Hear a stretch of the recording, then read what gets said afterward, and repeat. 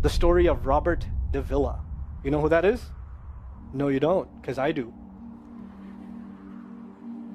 3 months ago, I gave khutbah in Fort Worth. I haven't been to that masjid in 4 or 5 years, and they invited me for some reason, and I went. And I gave khutbah there. My khutbah was about dua. An Egyptian fellow comes up to me, a young man came up to me afterwards, he goes, Allah fulfilled my dua today. And I said, what's your dua? He said, my dua was that Nu'man Ali Khan should meet Robert DAVILA. I was like,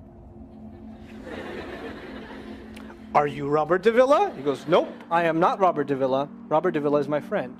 But I think Allah is fulfilling my dua. I was like, fire away, I want to know. Robert DAVILA is a young man who lives in a town 40 minutes past Fort Worth. He was a farmer, young guy. And he was hit with some sort of genetic disorder that kicked in later on in his life, and he became paralyzed from the neck down. And he lives in a nursing home. Most people in that nursing home are 90 years, 100 years. They're really, really old people. And then there's, his room where he's paralyzed neck down. He's the only 30-something-year-old that is in the nursing home, okay? And he's been in that nursing home for the last 10 years. His family got a computer for him that's voice activated, so he can give voice commands, put a headphone on and Google stuff and search stuff so he can surf the web and find information. In his room, and by the way, staunch Christian family, the minister comes and prays for him every week and things like that. And his best friend was in the bed next to him. One of his best friends. He became best friends because he met him at the nursing home. This person was also paralyzed and he needed a new liver. Okay? A liver transplant. He was waiting for a liver transplant. And they used to talk about, God and things like that all the time. They were good friends. Finally, his best friend got a call that there's a donor available for the liver. So he's so excited. He goes, Robert, I'm going to miss you, but I'm going. I've got a donor. So they take his friend and they go into the operation, and his friend died at the operating table. Now his friend, who's also a Christian, the deceased friend, his sister, took one of the amulets of his friend, a crucifix, and she gave it as a gift to Robert. This is a reminder of your old buddy. So he hung it on the side of his hospital bed. Robert DAVILA lives a pretty decent life in there. The nurses take care of him. He's a happy guy. And one day he goes to sleep and he sees a man in his dream. That man says his name is Muhammad. And he says, pointing at the crucifix, God did not send messengers so they would worship the messengers. God sent messengers so you could worship God. And Jesus was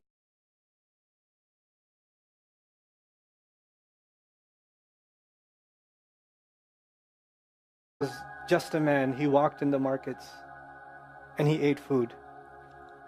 He walked in the markets and he ate food, and the dream stopped. He only knows that Jesus was just a man. He knows there's a man named Muhammad that said that to him. He said that messengers came so people could worship God and not the messengers. This is all he knows. So he starts Googling Muhammad. He finds Islam.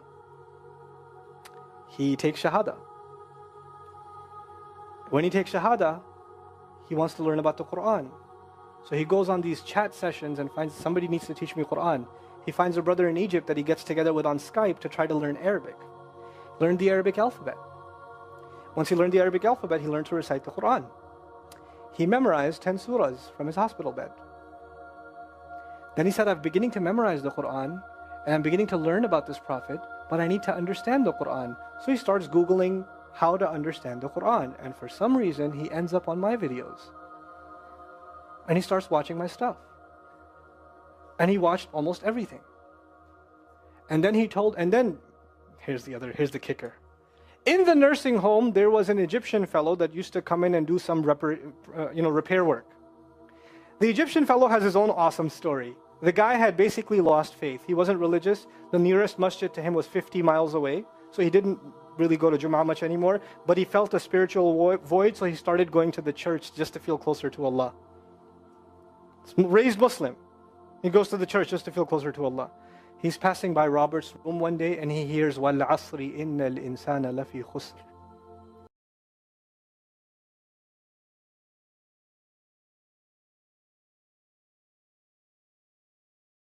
So he walks into his room and says, Robert, what are you listening to? Robert says, nothing. That was me. And the guy says, you're Muslim? He goes, yeah, I became Muslim. And now this friend is in shock. How does Allah guide someone in the middle of Churchtown, USA, in a nursing home, with a crucifix on the side of his bed that he doesn't even have the physical strength to move, and the guy himself says, I want to come back to Allah. So he tells him about his, the friend he found online, Norman Ali Khan. So the Egyptian fellow starts watching my videos. And then he says, I wish I could meet him one day. And he says, okay, I'll pray for you. And after 5 years, that Egyptian friend shows up at the same masjid that I haven't been to in 4 years. And after Jum'ah says, I think Allah wants to fulfill my friend's dua and my dua. So I said, I think He does. Let's go. So I took a few of us and we went. And we met with Robert. We had a beautiful conversation with him. And inshallah, for Eid, we're going to go to his nursing home again. The nursing home was pretty shocked. You're all here to meet Robert? He's like, yep. Why do you want to meet him? He's an inspiration. I'm like, okay, let me check if we can. And they had to call the hospice administrator and all this stuff, and then eventually let us in. And Robert's in shock. And then I meet with Robert, we're talking, and I was like, hey, Robert, so I heard you memorize some surahs. He says, yeah. Can you recite one for me? So he recited Surah Al-Asr. Not one of us was not crying. We're just in tears. When somebody turns to Allah, don't worry about the means. Guidance will come. Balance will come. I want to tell you some more about Robert because young guys are here. Young guys that play basketball. Young guys that are healthy. Young guys that have ambition. I told you what's his paralysis, from where to where?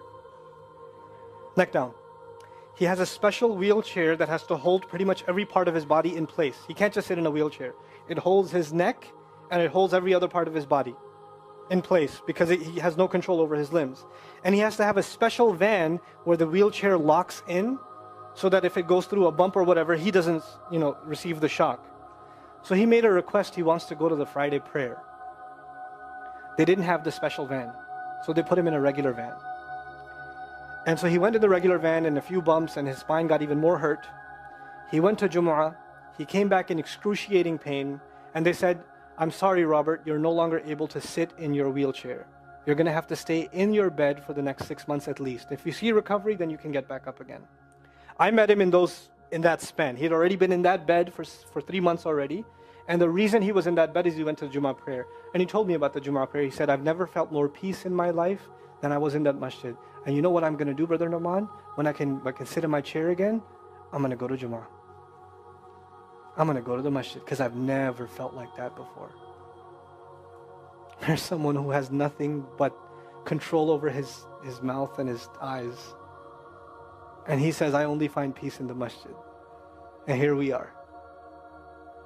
These masajid, I don't care what ideology, what school of thought, what they're talking about in the masjid, what fitna is there. I don't care. It's still Allah's house. Just go to pray. Don't go there to talk to people. Go there to talk to Allah. Just go to talk to Allah. You're just going for you and Allah. That's it. That's it. Other things will come, but you're not going for them. You're just going there to find peace. You'll become different people. If Allah can guide Robert DAVILA, Allah can guide everybody. And then he said, sometimes I wonder why Allah put me in this position.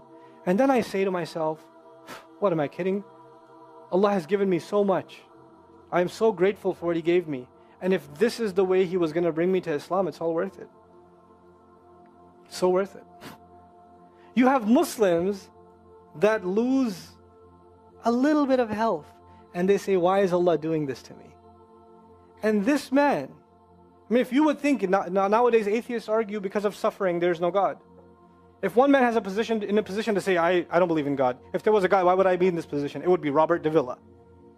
That guy would say, I don't believe in God. If there was one, why would I be in this mess? And yet he's in this position, and I've never seen a face with more nur.